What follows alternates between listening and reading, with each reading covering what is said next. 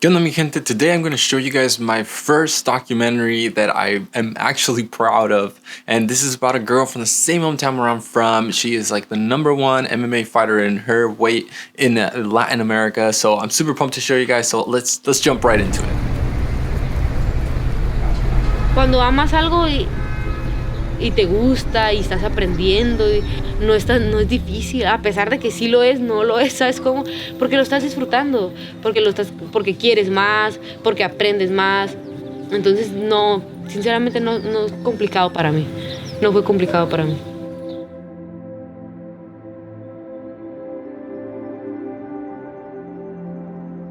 Jauregui is just a kid, undefeated in 7 pro bouts.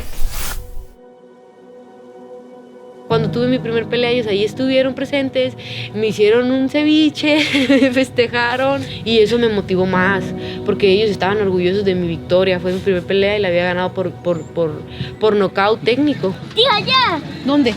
A ver. Ahí está el popotón. ¿Dónde? Entonces vamos a buscarlo. El hecho de que haya salido embarazada frenó todo, ¿me entiendes?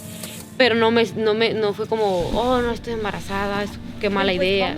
Sí, fue una mala decisión en ese momento, sin embargo ahora no lo considero. Ok, bueno, ya quedaste, nada más te voy a agarrar y ya.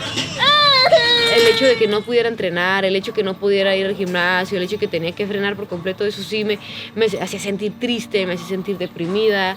Miraba videos de los muchachos de mi gimnasio y las mujeres que estaban ingresando y yo decía, ¿por qué yo no estoy ahí? ¿Por qué yo no estoy mejorando? ¿Por qué yo no puedo hacer un sparring? Lo que hacía era, miraba muchas peleas y decía, yo descifraba cómo era su juego de ella. Eso era lo que me dedicaba a hacer cuando estaba embarazada, porque yo quería regresar y yo sabía que iba a regresar. Y sí fue una etapa difícil, y cuando el niño estaba pequeño también fue una etapa difícil porque yo era mamá por primera vez, pero todo eso me dio mucha madurez y mucho crecimiento personal también. Y ahora puedo decir que gran parte de lo que he logrado ahora también también fue parte de eso, ¿me entiendes? Y mi hijo, por él me esfuerzo más, tanto en mi persona como en el ámbito deportivo. Ya tengo mi pequeña familia y yo quiero formar un legado muy, muy fregón y pues voy bien, creo que vamos bien. Está en busca del Paw Patrol, pero no creo que lo vayamos a encontrar. ¿Ya las viste, sabes? Ni de chiste. Mira, ahí está, papá. ¿Quién es, papá?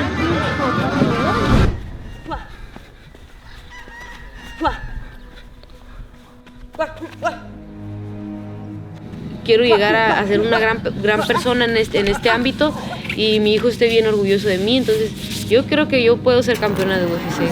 Yazmin Jauregui, she's doing a great job of controlling the wrist of Claire Lopez and then just pummeling for underhooks.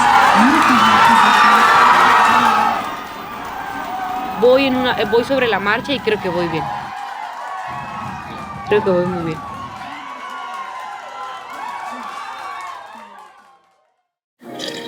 Hey, welcome back. I hope you guys liked this video. Let me know what you guys think. I would love to hear your feedback on this. And I wanted to touch back on some learnings that I had from this video that maybe can help you out on your next video. So initially, I started filming this video with the Blackmagic Pocket 4K.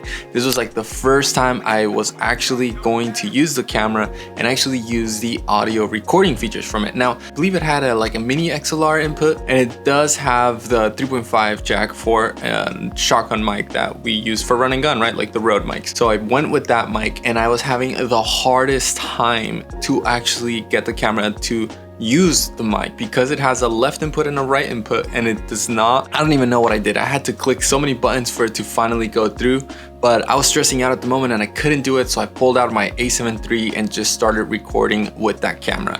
Thankfully I had it. I knew I would bring it as a backup or a B cam, but I wanted everything shot on the Blackmagic at the time because I wanted that dynamic range. So make sure you know what your gear does and how to use it properly whenever you're shooting, especially whenever you're shooting like a run and gun documentary. Now I do want to mention this was like super run and gun cinema vert, if I'm pronouncing it correctly, but the idea that I had was I'm gonna have her sit down, talk a little bit, and then B-roll of her kind of like training, working out.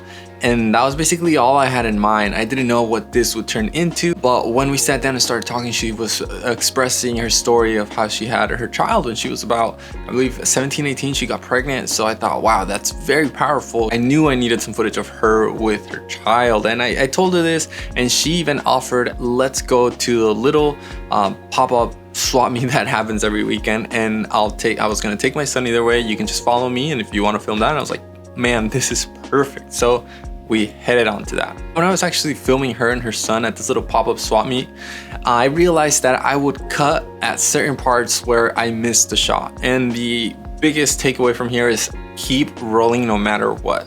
Maybe do a signal so you actually know when to go if you don't want to, you know, have such a long segments of videos, but it really will change the difference from you catching those shots, because I missed a lot of those. A lot. Be ready to be flexible, because the situation, the locations, and everything is going to change on you as you are rolling. Now, the idea for this was, let's wake up and grab sunrise in this field, that way you can get some really cool cinematic stuff. So I was so pumped for it. And of course, we're right next to the ocean, and the fog came through and totally ruined our sunrise. So we did what we could. We had to be flexible, and we were already there. You know, I wasn't gonna reschedule when I know she's very limited on her time as well. Make sure you are human and you connect with these people. Like, do your best to share something that is similar to what they might be going for, if you have it, and if not, just show that you care about what they are telling you. Be present in the interview so you're able to get those very emotional stuff. And I got really lucky with this because I did not know this girl. I knew we're both from the same town, and I heard people previously talking about her, but personally we had never spoken. But that day we hanged out, she was talking about her kid, I was talking about my kids. And I will take a side note, let the person finish, because I did cross her talking in some parts, or I would say a lot. Yes, do not do that. Do not, just let them talk, maybe nod, but you don't want to capture your audio. So side note, be quiet until they finish talking. Felt like I was actually able to connect with her. I felt like we were actually friends when we had this short sit down interview, and I felt like it really helped the video push forward. Make sure you take the time to actually film everything you need. I was so close to calling it quits and just using that one day of filming that I had, but I knew I needed more B-roll. I knew I needed more shots to really make this more interesting and be able to tell her story and not bore you with her just sitting there talking, because I didn't have more B-roll to show.